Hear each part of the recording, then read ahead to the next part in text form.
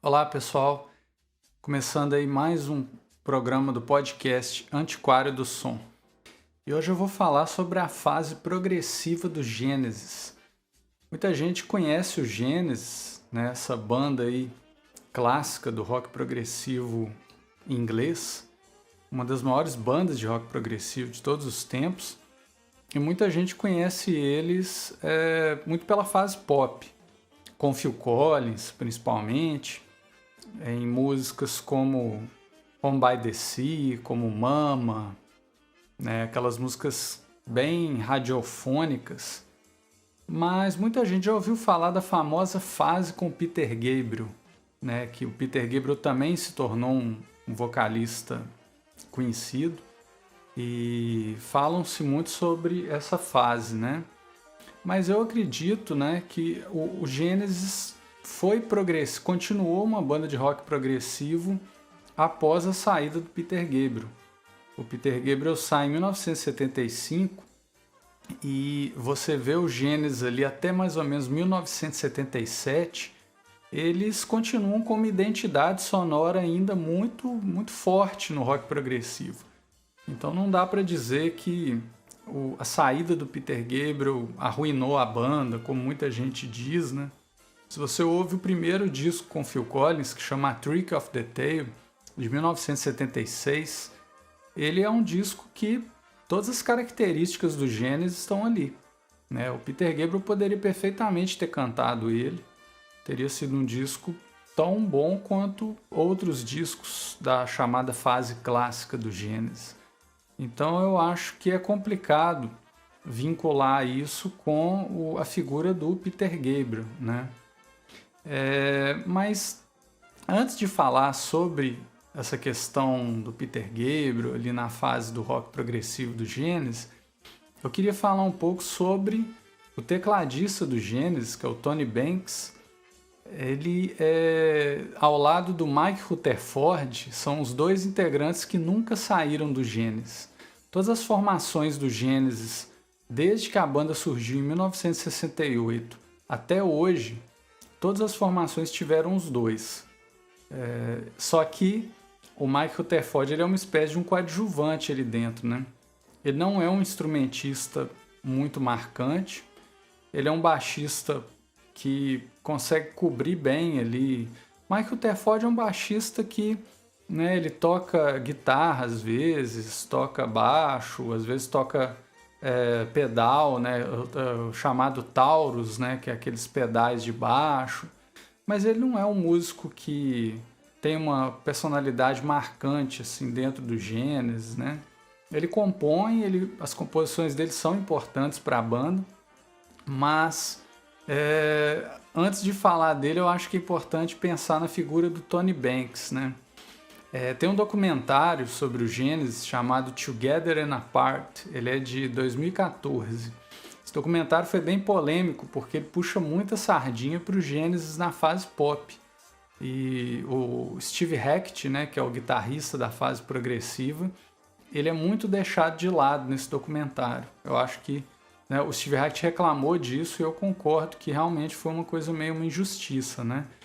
Mas é interessante porque a gente assiste esse documentário e você percebe que o Tony Banks ele era meio autocrático, assim, ele impunha as ideias dele dentro do Genesis de uma maneira né, bem pesada, assim, né? E aí depois a banda se torna um trio, né?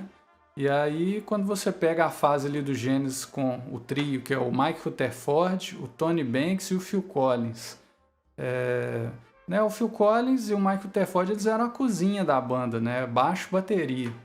E depois o Phil Collins vira vocalista e o Mike Rutherford também vai gravar as guitarras, mas eles não tinham tanto atrito com a figura ali do Tony Banks, né? Mas nos primeiros anos da banda, o Peter Gabriel e o Steve Hackett, que são os dois que saíram, né? Eu acredito que o motivo principal deles terem saído foi o Tony Banks, né? Tem um momento que é muito hilário nesse documentário Together and Apart, que é um momento que o Peter Gabriel, né, o Tony Banks está falando que na banda, muitas vezes as pessoas lutavam muito por suas ideias, e aí o Peter Gabriel aponta pro Tony Banks, assim, rindo, né, como quem diz, na verdade você era o que mais lutava pelas ideias, né, ao ponto de desrespeitar as pessoas. Ele não fala isso, né, isso é uma interpretação.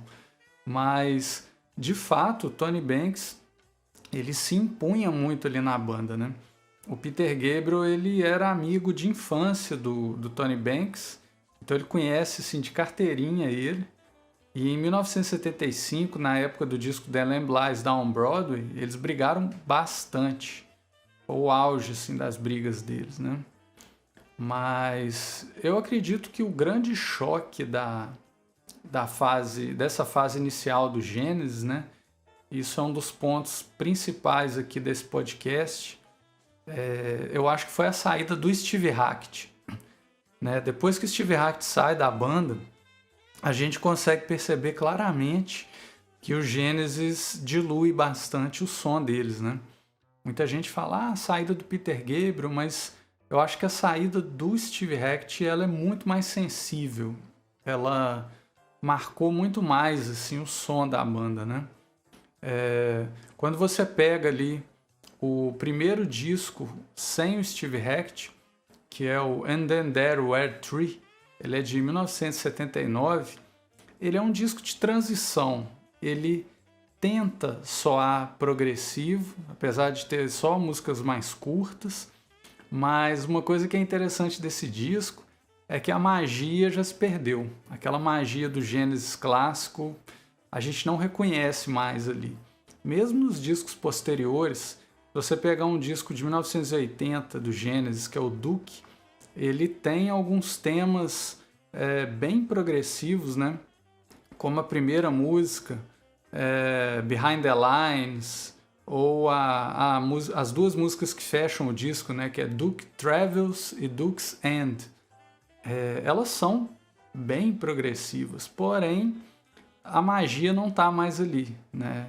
Assim, eu como um fã de Gênesis, eu acredito que vários fãs de Gênesis gostam desse disco e dessas músicas que eu citei, mas não é mais aquele Gênesis da fase áurea, né? Isso aí é uma coisa que eu acho que com a saída do Steve Hackett se perdeu, né? Se você pegar o último disco com o Steve Hackett, que muita gente acha que é o Wind and Wuthering, que é de 1977, mas eles lançaram um EP com 3 músicas, chamado Spot the Pigeon, que ele é também dessa época, né?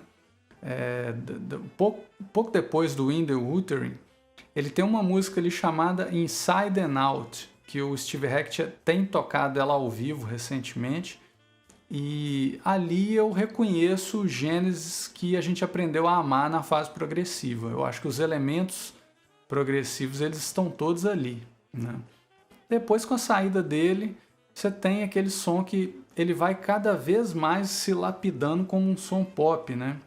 As letras começam a ser letras mais confessionais de amor, você não tem mais os temas míticos, né? Você tem algumas letras do Gênesis com contação de história, né? A banda nunca perde essa característica de letras narrativas, mas fica muito diluído, né? Fica tudo muito diluído.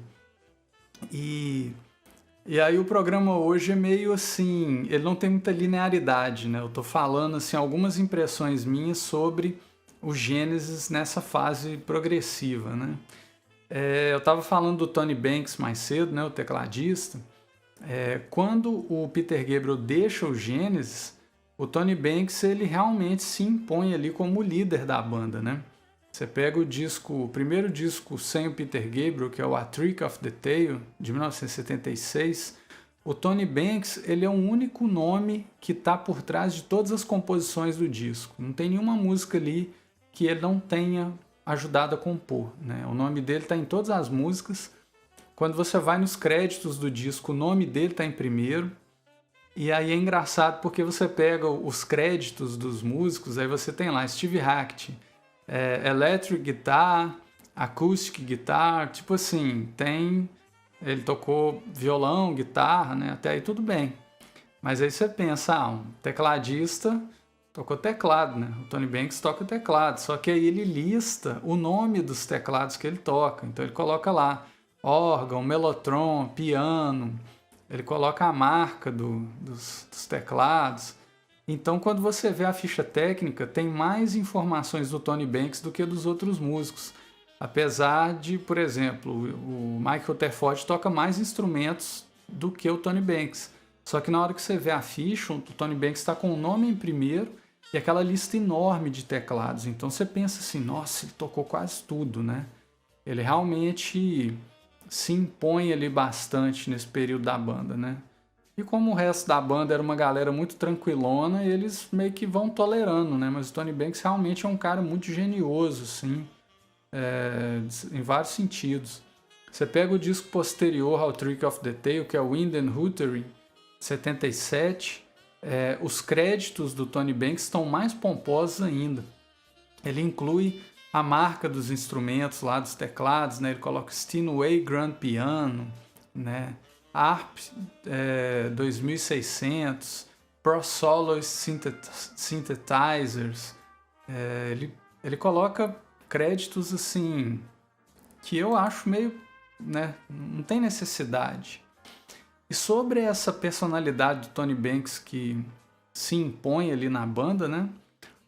Tem um outro documentário do Genesis que é chamado Songbook. Na verdade é um documentário que está dentro de um DVD chamado Songbook, que ele tem músicas e o documentário, né? O empresário do Genesis, que é o Tony Stratton Smith, que ele é um empresário do Genesis há décadas, ele fala o seguinte, que se você pegar a carreira solo de todos os integrantes do Genesis, o cara que foi menos bem sucedido nas carreiras solos é o Tony Banks, né? O Mike Rutherford, ele tem uma banda que é o Mike and the Mechanics, que teve várias músicas número 1 nas paradas. O Phil Collins, né, nem precisa falar, é o mais bem sucedido de todos. Peter Gabriel, ele teve alguns discos que fizeram muito sucesso, como o Soul. E o Steve Hackett, ele tem uma carreira solo muito respeitada entre fãs de rock progressivo. Mas a carreira solo do Tony Banks é pouquíssimo lembrada. O Tony Banks ele tentou alguma relevância solo há uns anos atrás como um músico erudito, e ele, né, se gaba de que os discos dele foram muito bem nas paradas de música erudita, mas o Tony Banks, indiscutivelmente, a carreira solo dele é a menos bem sucedida, né? E o Tony Stratton Smith, empresário do Genesis, ele fala que, na verdade, é como se o Genesis fosse um projeto do Tony Banks. Ele fala que os teclados do Tony Banks são o ponto mais essencial da identidade sonora da banda. Então ele coloca que, na verdade, o Tony Banks, ele meio que é o Genesis, né? E eu acho que, em certa medida, esse argumento procede muito, né? A gente não consegue imaginar o Genesis sem o Tony Banks. Porque mesmo quando o compositor da música é outra pessoa, ele impõe demais o teclado dele, né? Tem uma música do A Trick of the Tail, que eu acho que é o cúmulo da arrogância do Tony Banks, mas também da genialidade, que é Ripples. É uma música que, assim, eu acho engraçado porque nessa época da Trick of the Tail, o Steve Hackett ele tem cada vez menos composições no Genesis e cada vez menos solos, né? Tem poucos momentos que ele sola. E aí em Ripples, que é a sexta música do disco, na hora que o Steve Hackett começa a fazer um solo muito bonito, o Tony Banks vai solando junto, então ficam dois solos. Eu acho que soa genial, mas ao mesmo tempo eu fico pensando, porra, né? Um raro momento de solo de guitarra, o cara vai lá e coloca o teclado dele. Então, por um lado, você tem um cara que é bem entrão, né? O Tony Banks, ele realmente se impõe assim com mão de ferro, mas por outro lado, ele é um tecladista fantástico.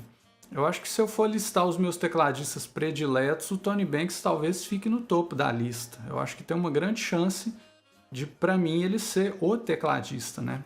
Para mim, Rick Wakeman não chega nem perto, ou qualquer outro tecladista do progressivo, né? O Rick Wright, que eu adoro também, mas o Tony Banks, ele é muito diferenciado, né? Eu acho ele um compositor genial, mas solo ele mingua mesmo, né? Ele tem um disco solo de 79 que é muito bom, que chama Curious Feeling, mas a carreira solo dele nunca vingou, né? Mas, ao mesmo tempo, eu fico pensando que o Genesis sobreviveu bem a partir de vários integrantes, né? Você pega o primeiro cara que saiu do Genesis, assim, o primeiro cara importante que saiu do Genesis foi o Anthony Phillips, e qualquer dia eu vou falar dele aqui no programa. Ele foi o primeiro, aliás, a gente já tem um programa que é sobre o Anthony Phillips, né, que é sobre o disco Tarka. Quando o Anthony Phillips saiu, foi um baque enorme para a banda, né? O Mike Rutherford diz que foi o maior baque que a banda já sofreu, foi a saída do Anthony Phillips. Os fãs não sentem muito porque ele gravou 2 discos só, mas o Anthony Phillips, ele dá a direção sonora da banda em vasta medida, né? E quando ele sai, o substituto dele é o Steve Hackett, que para mim cumpre, assim, ele substitui a altura mesmo do Anthony Phillips, né? Eu conheço bem a carreira solo do Anthony Phillips e eu acho que o Steve Hackett realmente tá a pau ali com ele, né? Mas quando o Peter Gabriel sai da banda, a banda continua ainda com a sua identidade sonora muito relevante, né? Mas a saída do Steve Hackett, ela pesa. Então a minha teoria é que o Tony Banks e o Steve Hackett são 2 pilares ali da fase progressiva do Genesis. Eu acho que eles estão por trás do melhor que o Genesis já fez, né? Você pega, por exemplo, o primeiro disco solo do Steve Hackett, que é o Voyage of the Acolyte. Esse disco do Steve Hackett, ele conta com o Mike Rutherford no baixo, guitarra base, e com o Phil Collins nos vocais e na bateria. Ou seja, o Genesis tinha se tornado uma banda de 4 integrantes, né? O primeiro disco solo do Steve Hackett tem o Steve Hackett e mais 2 integrantes do Genesis. É quase o Genesis todo, né? O único que não está nesse disco é o Tony Banks. Esse disco, esse primeiro disco do Steve Hackett, ele é maravilhoso, maravilhoso. Ele é melhor do que todos os discos do Genesis sem o Steve Hackett, né? Por mais que eu ame o Genesis Pop, eu acho que é uma outra onda, mas o primeiro disco solo do Steve Hackett, ele é fantástico, né? Os discos solo do Tony Banks não chegam nem perto desse, nem mesmo do segundo solo do Steve Hackett, que é o Spectral Morning. Aliás, é o Spectral Mornings, e ele tem um outro solo também muito bom, que é o Please Don't Touch. Eu não coloquei aqui no meu roteirinho, eu tô na dúvida se o Spectral Mornings é o segundo ou o terceiro, mas na minha memória o Spectral Mornings é o segundo e o Please Don't Touch é o terceiro. Esses 3 primeiros discos do Steve Hackett são fantásticos, mas o primeirão, que é o Voyage of the Acolyte, esse disco é demais. Ele é nível Genesis, né? E tem 3 integrantes do Genesis. Então eu acho que o Steve Hackett, ele tem uma responsabilidade gigante no som da banda, que é muito subestimada, né? A própria banda subestima. Quando a gente assiste esse documentário Together and Apart, a gente percebe que os caras deixam ele de lado mesmo, né? E eu acho que ele é tão relevante assim para a banda se a gente vê, por exemplo, o que o Steve Hackett tem feito recentemente. A partir de 2012, se não me engano, ele começa com os shows Genesis Revised. Ele grava um disco, né, duplo, que ele regrava as músicas do Genesis, várias músicas do Genesis, né? É o Genesis Revised 2, porque nos anos 90 ele lançou o volume 1, e esses shows são muito elogiados, né? Eu tive a felicidade de assistir um desses shows. Quando ele veio no Brasil, ele tocou no Palácio das Artes, em Belo Horizonte, em 2018. E eu ainda tive a alegria gigante de ver ele pessoalmente, de perto. Ele autografou um exemplar meu de um disco dele, eu tirei foto com ele. E o Steve Hackett ao vivo é fantástico. A gente vê várias bandas aí hoje em dia que tem vários integrantes das formações clássicas, como o Yes, por exemplo, e que não conseguem reproduzir a sonoridade que a banda tinha, né? A gente escuta o Yes atual, ele é deplorável.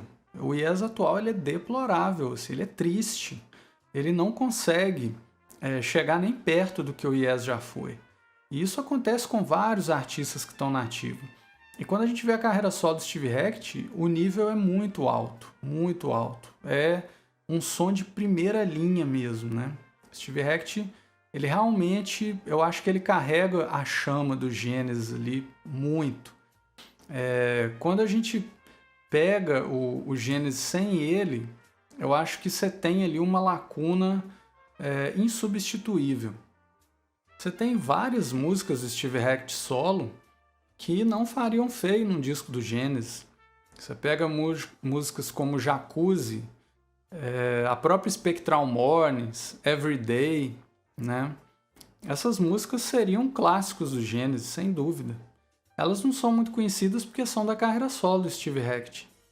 E o Steve Hackett, ele tem a carreira solo dele oscilou muito de vocalistas e mais recentemente ele próprio canta, o que eu acho que faz perder muito o som dele, apesar dele ter ali um vocalista de apoio que ele consegue emular demais o vocal do Phil Collins e do Peter Gabriel, né, que é o vocalista Ned Silva, que ele é suíço. O Ned Silva, ele é o vocalista de apoio das turnês, porém o Steve Hackett canta nos discos de estúdio. E aí eu acho que é um ponto baixo, assim. Ele não canta tão bem, ele não tem uma voz muito marcante, aí ele tenta usar um monte de efeito, de reverb, para tentar dar um upgrade no vocal dele, enfim, né? A gente vê claramente que ele não é um vocalista, mas a carreira solo é dele, né? Então acho que ele quer ter esse protagonismo ali. Mas o DNA do Genesis está muito ali presente com ele.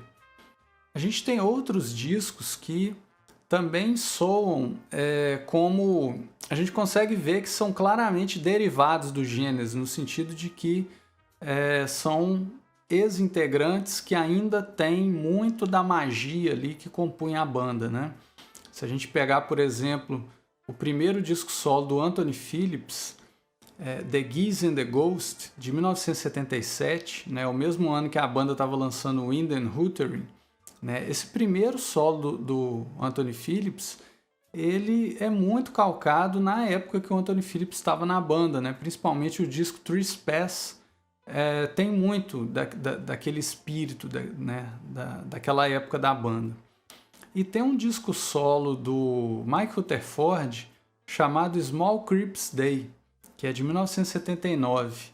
Nesse disco, curiosamente, o Anthony Phillips, que era o guitarrista que estava na banda antes do Steve Hackett, o Anthony Phillips toca teclado nesse disco Small Creeps Day.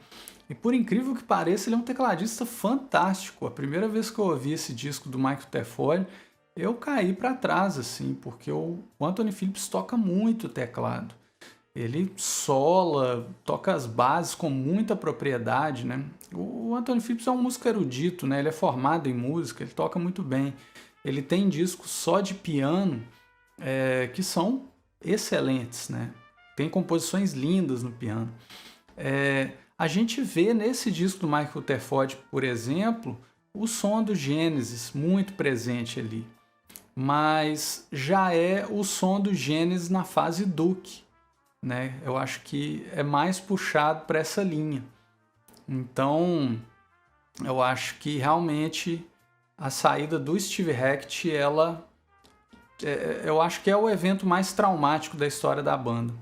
Mas tendo o Tony Banks ali, a banda continua ainda muito relevante.